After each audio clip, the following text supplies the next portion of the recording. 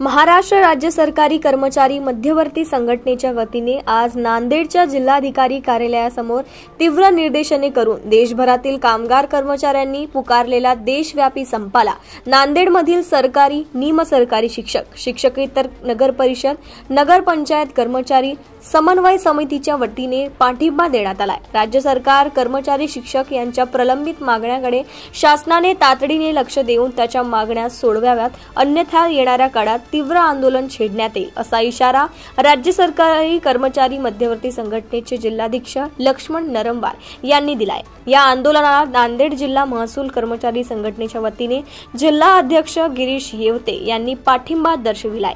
यावेळी विविध मागण्यांचे निवेदन जिल्हाधिकाऱ्यांमार्फत मुख्यमंत्री देवेंद्र फडणवीस यांना पाठविण्यात आले।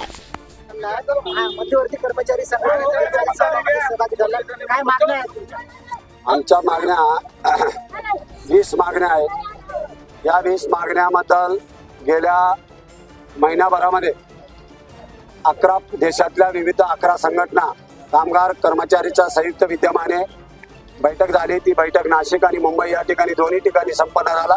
त्या बैठकीमध्ये निर्णय घेण्यात आला, देशव्यापी संपाला कामगार कर्मचारी एकत्रितरित्या येऊन आपण राज्य कर्मचारी संघटना 17 लाख कर्मचारी संपात सहभाग व्हायचा असा निर्णय झाला आणि त्या अनुषंगाने माननीय मुख्यमंत्री महोदयांना त्या निवेदन देण्यात आली।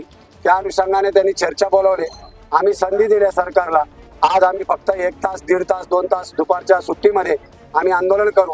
संपात प्रत्यक्ष पूर्ण दिवस न होता आम्ही एक सरकारबद्दल आणि जनतेबद्दल एक विचार करून, सहानुभूतिक विचार करून, जनतेचे काम कोळंबून आता शैक्षणिक वर्ष चालू आहे, विद्यार्थ्यांचा विविध कामं चालू आहे, त्यासाठी आम्ही पूर्ण दिवस न घेता दुपारच्या दिवसामध्ये आम्ही आंदोलनाचा या ठिकाणी पवित्रता घेतलेले आणि कामगार कर्मचारी संघटनेच्या मोर्चाला प्रत्यक्षरित्या आम्ही सहभाग नोंदवून त्या ठिकाणी आम्ही पाठिंबा दिले आणि आता या निदर्शनाच्या माध्यमातून महाराष्ट्रातल्या 17 लाख कर्मचारी आमची भावना आहे, समजून घ्या।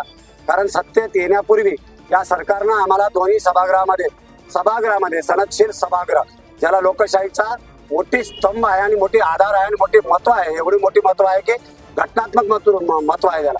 आणि अशा घटनात्मक संसदेमध्ये, न्याय मंदिरामध्ये त्यांनी मंत्री महोदयांनी या देशातल्या सर्व तळागाळातल्या कर्मचाऱ्यांचा आशा पल्लवी करण्यासाठी त्यांनी दोन्ही सभागृहामध्ये जुनी पेन्शन जशी आहे तशी 1982 प्रमाणे आम्ही देऊ असा दोन्ही सभागृहामध्ये आश्वासन देऊन सुद्धा वर्ष होऊन गेले, 2 वर्ष, 1.5 वर्ष होऊन गेले, सरकार त्यावर कुठल्याही प्रकारचा अंमलबजावणी करत नाही। त्यामुळे संपूर्ण महाराष्ट्रामध्ये 17 लाख कर्मचारी असंतोष पसरलेले आहे। रिक्त पद फार मोठ्या प्रमाणात आहेत, खाजगीकरण फार मोठ्या प्रमाणात चालू आहे, भांडवलशाही चालू आहे आणि मोठे आताच काल तुम्हाला सर्वात महत्त्वाचा विषय सांगतो।